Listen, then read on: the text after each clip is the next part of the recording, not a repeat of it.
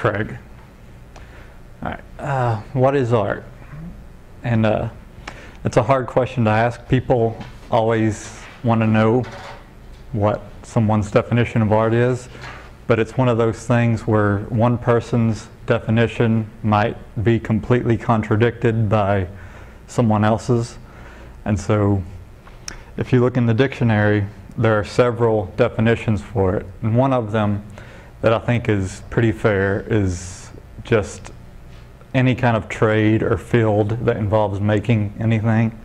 Like here I have like a chef, musicians, blacksmith, painter. I think she's actually drawing, but you get the point. And another is one that splits it into fine art, like this a Renaissance painting, or commercial art, which would be something like a comic book cover there, or a poster, anything like that. But I'm not too fond of that definition because I think it creates like a false separation, and I'll get more into what I mean by that later about not splitting types of art up. And the definition that you'll find in the dictionary that I like the most is that it's the act of creating something to appeal to the senses. Like it'll be a visual thing like painting, or an audible thing like music, or even taste with cooking. Some people would consider cooking an art. And I tend to agree with that definition, but I would go a little further and say that art is the idea of making tangible something that is intangible. Basically making physical something that begins as an idea. And every piece of art begins as an idea. And we all have had that time. I think we all do that, where we kind of, we'll just daydream and we'll have like stories in our heads or ideas for whatever our passion is. Like you might think up music you want to write or something like that. But I think that it becomes art when we actually take it and make it physical, when we actually make it something that other people can experience. Like an author might finally write down the story he's been cooking around in his or her head for so long. And I think that definition I just gave kind of shows where art has its value. And that's where it kind of gets a little muddy, a little controversial. And an example of this is Jackson Pollock. And I'm a painting major, so I hear this guy's name all the time. And I think at first glance that looks like just a bunch of splatters of paint, and that's because that's exactly what it is. But the idea behind it is that it's like a kinetic thing, an energetic thing with Pollock. Like if you ever actually watch old videos of him working, or even photographs, he'll actually stand over these huge canvases. Like I think that one has got to be about the size of this classroom.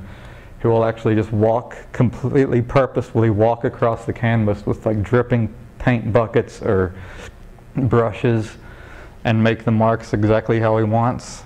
So I think that's an example of where the idea influences the physical so much that the two are kind of inseparable.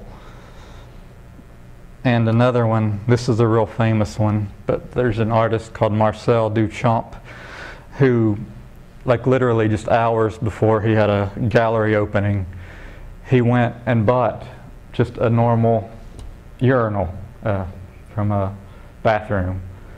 And his piece of art that he showed was he just turned the urinal upside down and he signed the name R. Mutt, which I don't know who that is because that's not his name, and put it on a pedestal. And that was his art show, that was his art piece. And the point behind it was that anything can be art just based on the context you put it in.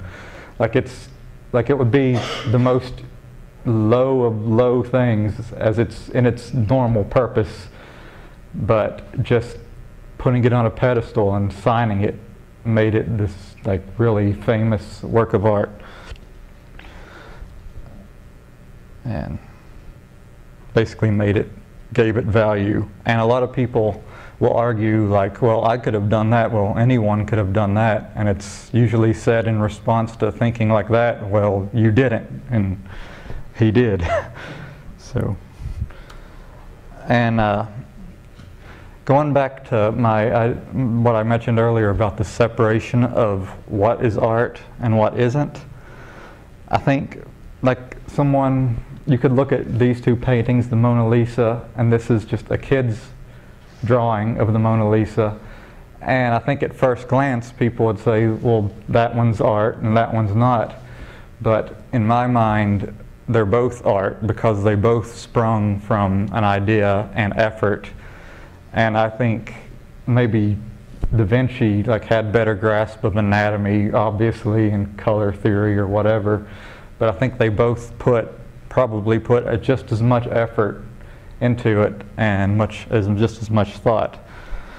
So in conclusion, I don't think I have defined art like concretely, but I've given my input on what I think it is, and I hope that I've encouraged you to think about it differently too.